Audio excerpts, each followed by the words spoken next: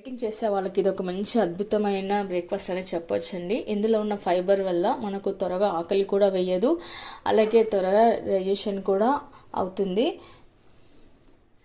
ఈ పెసరట్లు ఆరోగ్యానికి కూడా చాలా మంచిదండి.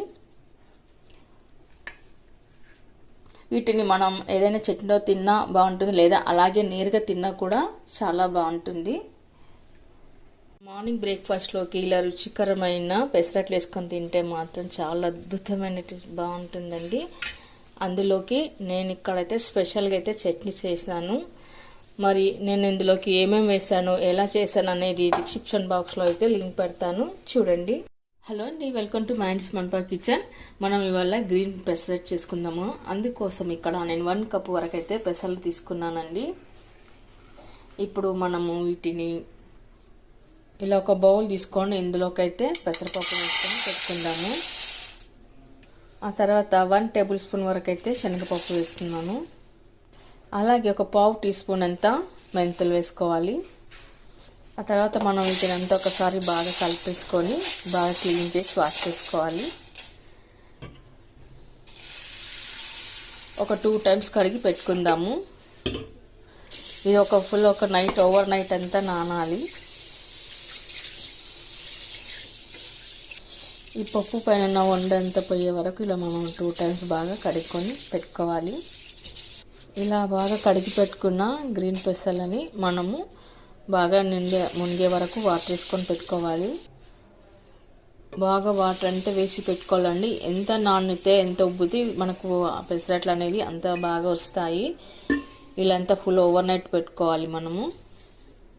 మనం మార్నింగ్ చేసుకోవాలనుకుంటే 6 అవర్స్ నానితే సరిపోతుందండి. కానీ అవి బాగా పెసలు ఉబ్బి ఉండవు కాబట్టి అంత టేస్ట్గా రావు. మనం ఒక నైట్ అంతా నానబెట్టుకున్నట్లయితే బాగా ఉబ్బుకొని పెద్దగా అవుతాయి, మనకు మంచిగా వస్తాయండి. పెసరట్లన్నీ బాగా వస్తాయి. ఇలా నైట్ అంతా ఓ నైట్ పెట్టుకుందాము. చూడండి, మనం ఒక నైట్ అంతా నానబెట్టాక పప్పు ఇలా ఉబ్బుకొని పైకి వచ్చేసింది. ఇప్పుడు మనం ఈ పప్పుని అంతా ఇలా నీళ్ళంతా వంపేసుకొని ఇందులో ఒక మిక్సీ జార్లోకి అయితే వేసుకోవాలి.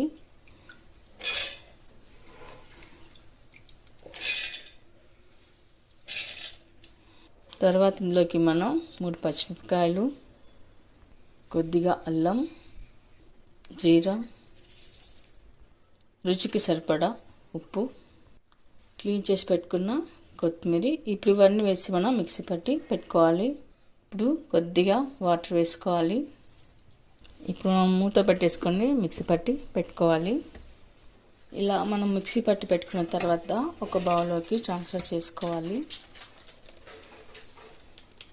ఇలాంతా మనం మిక్సీ పట్టి పెట్టుకున్న తర్వాత మనము మరొకసారి మిక్సీ పట్టుకొని ఇలా స్మూత్గా గ్రైండ్ చేసి పెట్టుకోవాలి. ఇప్పుడు మనం దోశ పెనం పెట్టుకొని కొద్దిగా ఆయిల్ అప్లై చేసుకోవాలి.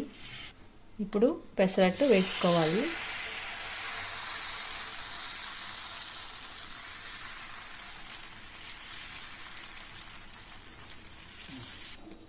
తర్వాత మనం పైన ఇట్లా కట్ చేసి పెట్టుకున్న ఆనియన్ ముక్కలు వేసుకోవాలి.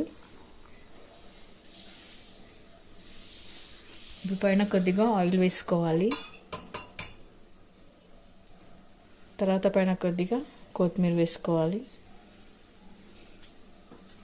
ఇప్పుడు మనం పెసరట్లని 1 సైడే కాల్చుకోవాలండి. ఆ తర్వాత ఇలా తీసి పెట్టుకోవాలి. అలాగే మనం మిగతాయి కూడా చేసుకుందాము.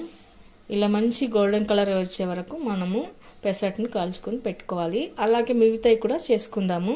ఓకే అండి, చూసారుగా ఇంత అద్భుతమైన రుచి ఉండే పెసరట్లు.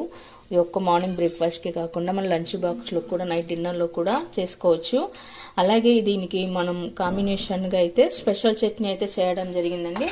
ఇందులోకి నేను ఏమేమి వేసాను, ఎలా చేశాను అనేది మీరు వీడియో ఎక్కడ స్కిప్ చేయకుండా చివరి వరకు చూడండి. అలాగే ఈ చట్నీ రెసిపీ నేను డిస్క్రిప్షన్ బాక్స్లో లింక్ అయితే పెడతాను, చూడండి.